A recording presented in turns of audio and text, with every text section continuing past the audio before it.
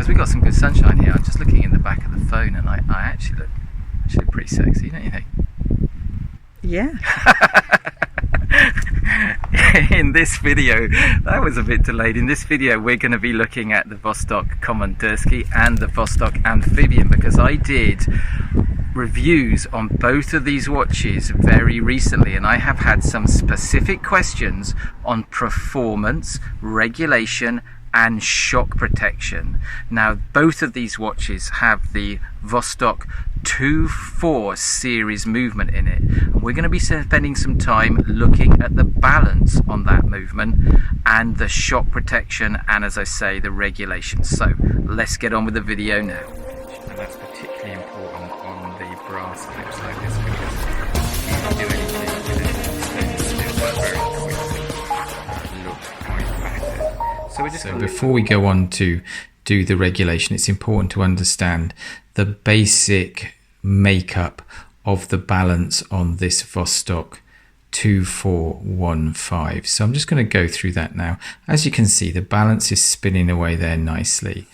It is held in the bottom in a jewel, so the pivot at the bottom of the balance staff is resting, being pulled down by gravity into that jewel, because of course we're in the dial down position at the moment. And the top end of the balance staff, there's a pivot, and that is resting in this jewel here. So the pivot is long enough, even when gravity is pulling it down into the main plate, for it to protrude up into this anti-shock mechanism here, which we're going to take a look at in some more detail later on. So that's the basic layout of the balance as it fits into the movement. Now, this assembly here is all held in place by this component here, which I'm just tapping on, and that is called the balance cock. Now, critically then, we have these two levers. We've got this one here, which I'll just try and get in focus, and this one here, which you can just see the two brass pins on, and those brass pins are holding the regulation pins, and I'll explain what they do in a moment. But let's just deal firstly with this lever here. Now, the purpose of this lever is to give us a way of easily putting the watch in beat, and in a minute I'm going to show you how that is done. But essentially, when we move the lever this way, it moves the whole of the balance in relation to the pallet fork in that arc, in that circular direction. And if we move it back, it moves it in the opposite direction. And attached to the roller plate, which is underneath the hairspring, there is a thing called an impulse jewel. And it's called an impulse jewel because the pallet fork horns hit it twice every oscillation to give impulse to the balance, and that's why you can see it spinning at the moment. Now, the ideal situation is to have the watch in beat, and by that, at rest, that impulse jewel lies exactly in the middle of the two horns on the end of the pallet fork. And to get it into that position, we would simply move this lever back and forward. And I'm going to show you how to do that in a moment. Then turning to this, so that's the first thing we do. We want the watch in beat, okay? And when it is in beat and that impulse jewel is in the right place, the balance will swing the same number of degrees, almost exactly, from one side to the other. And the arc traced out in a full oscillation gives you the amplitude of the balance. I say a full oscillation, it's from the peak to the trough of the waveform. Okay, so turning then to the second lever, which is this one here with the two brass pins on, we use these to alter the rate of the watch. Now you can see that the hairspring actually is trapped between those two pins. As we move the lever this way, it has the effect of shortening the length or the effective length of the hairspring, and as we pull it back this way, it has the effect of elongating the length of the hairspring. And if you elongate the length of the hairspring, the watch rate will slow, and if you shorten it, it will get faster. So essentially that's pretty much all you need to know. What I'm going to do now is show you a regulation. And with two cameras now looking at what's going on, we've got one looking at the time graph and one looking at the balance. And you can see that the first lever I'm moving here is the one that adjusts the beat error. And I've just moved it there, and you can just see on the trace that in fact I've moved it in the wrong direction, because the beat error was 0.2 of a millisecond and it's actually increased to 0.4. So I'm going to come back in now and move it the other way. So you can see the screwdriver coming in there. You have to be a bit careful when you're doing this. And I've moved it the other way, and it has now increased again to 0.8 of a millisecond. Now ideally I want it, you know, no beat error at all, but I'll be happy with 0.1. So let's come in here now again and try and move it, and as you can see it has gone up now to 1.3 milliseconds. So not having much success at the moment. Move it back now, just give it a nudge, just there, and we're back pretty much I think to where we started looking at the trace there. That should go down to about 0.2. You can tell the beat error, as the beat error increases, the distance between the two lines, and yeah, it is at 0.2 as you can see there. So I just need to give it a tiny little nudge, like a really small nudge here. And one of the things I'm hoping I'm getting across, just touch it, there we go. And literally that tiny little nudge has now put it down to 0.1 of a millisecond. So, you know, I'm happy with that for the moment, but you can see the rate is still at plus 20. The amplitude is okay at 252, and we've got the correct lift angle at 42 degrees there, but we need to do something about this rate now. So come in on the lever that adjusts the rate and make the hairspring longer. And as you can see, I didn't touch it much there, but the amount of change is massive. We have come from plus 18 seconds a day to minus a minute nearly, minus 56 seconds a day. So that's way too much. And now we're at minus 69, amplitude is still okay. Beat error is at 0, that's good. But we need to come in now and sort out this rate. So we're going to make it a little bit shorter, give it a little nudge there. And as you can see, it starts to shallow out the rate at which those lines are going down the time graph, which indicates that the rate is improving. Because of course what we want is a completely horizontal line, and one horizontal line, not two, so that the beat error is 0. So just a little bit more of a nudge there. And what's that given us now? And now we're getting more like it. We've got minus 5 seconds, or it was for a bit, but now it's climbing there slightly. Let's just see what the time graph says. The beat error is still 0.1, and yeah, we're up to plus 15.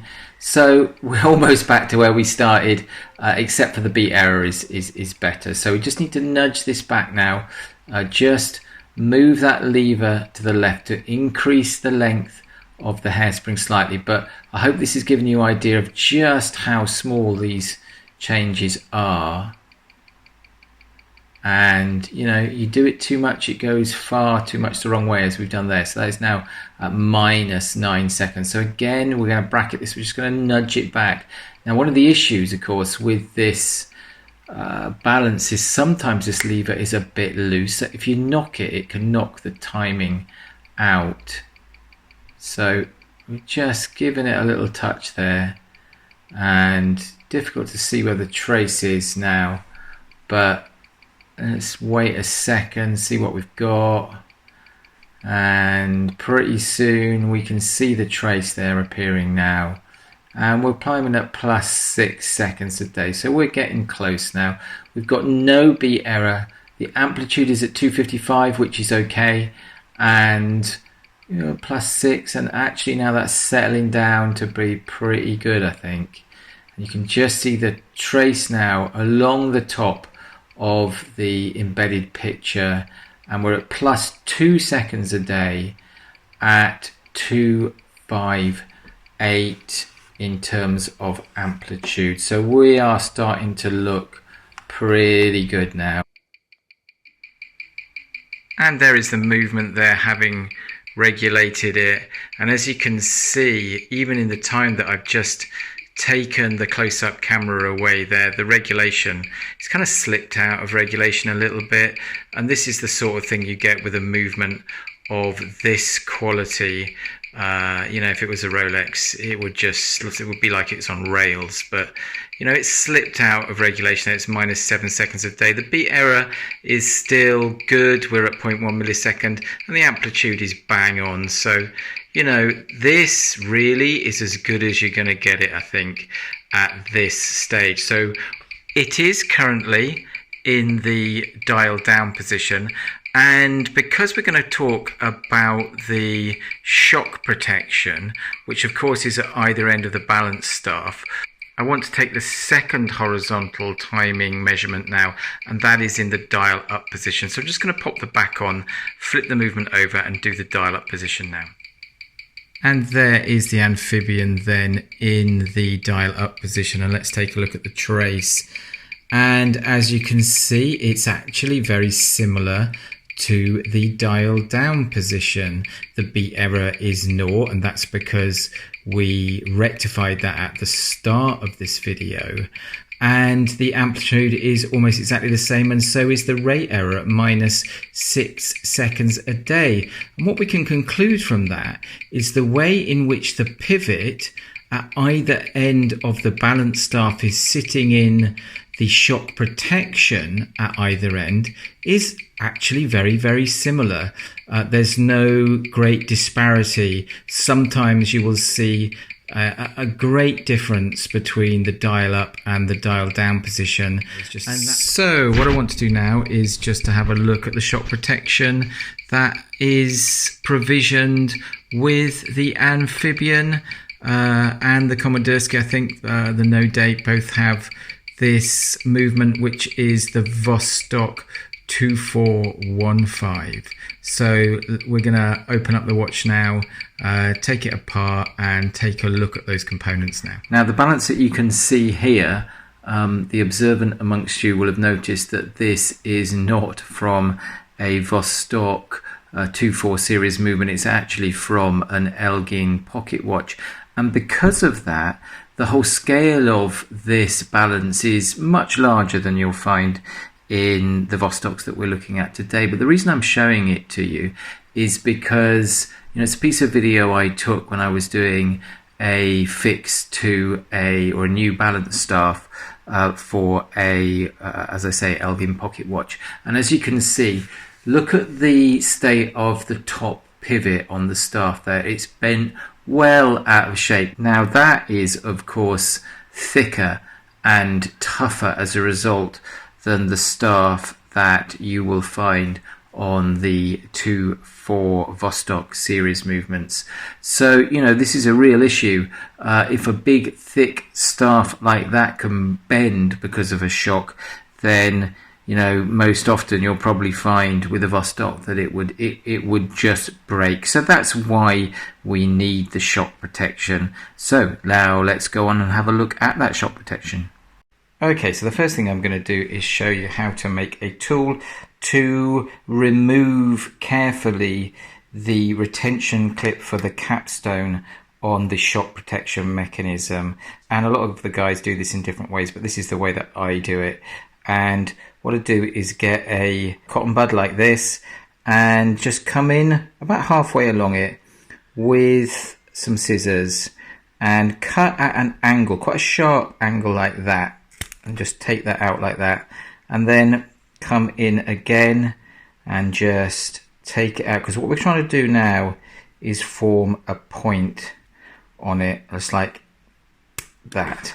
Okay, then take a pair of pliers. I use these nice kind of duckbill pliers that I use for bending metal into shape if it's flat, or back into shape, and then just give it a squeeze like that, nice and hard, because it will bounce back out anyway. You can see that now there's that little gap in there, and that is what we're going to use to give some torque onto the tiny little retention clip which is in there. So let's just do a close-up of that now.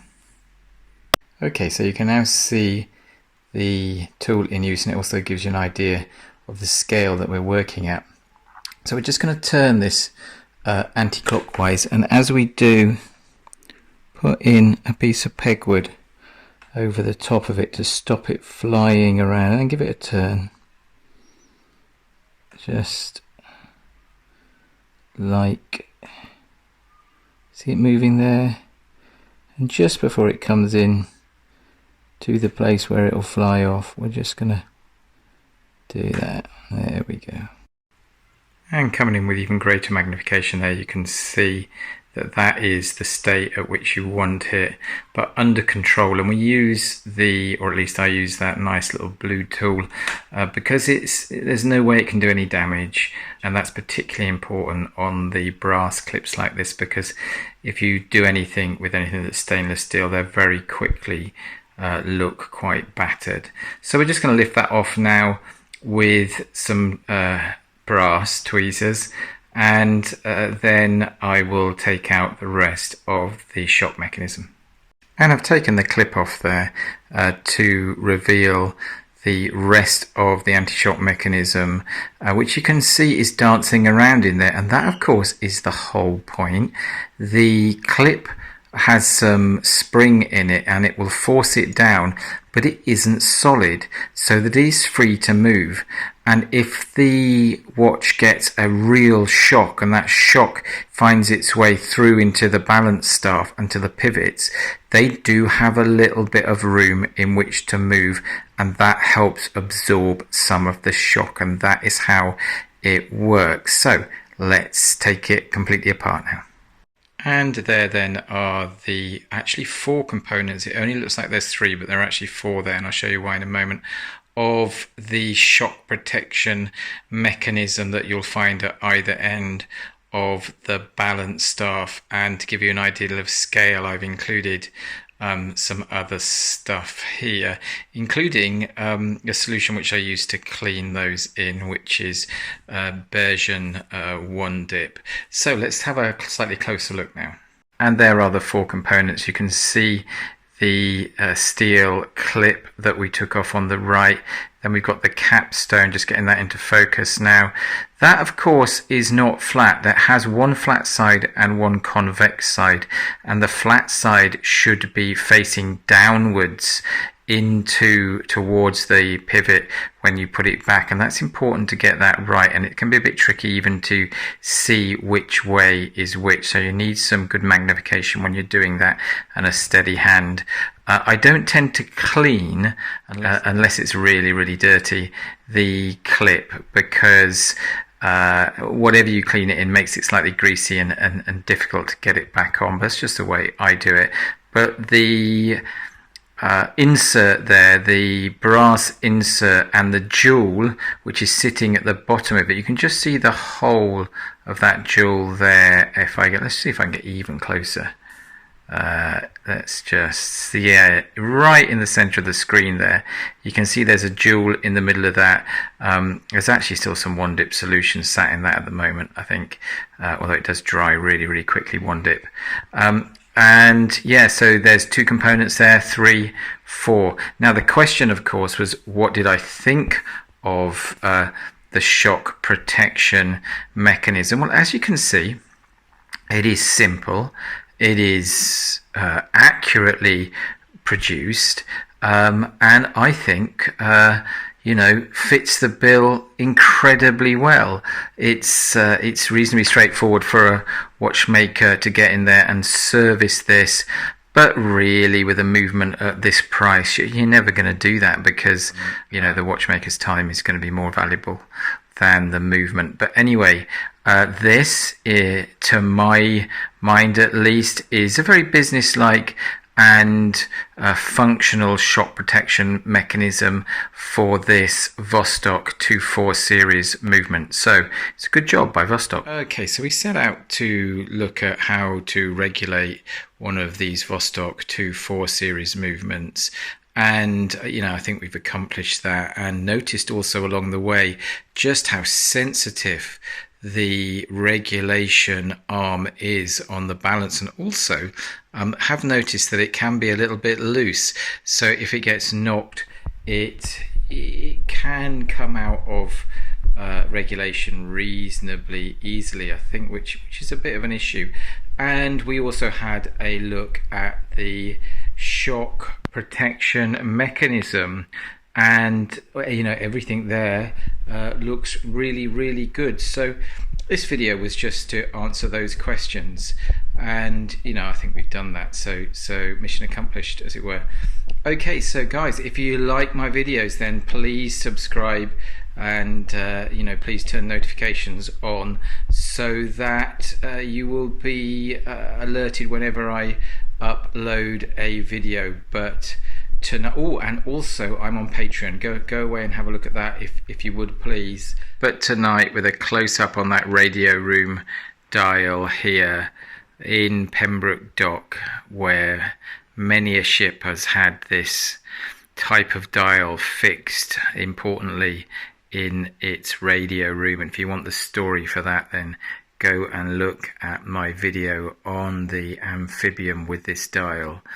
But as I say, from the watch bench here tonight, thanks for watching this video, guys, and good night and God bless.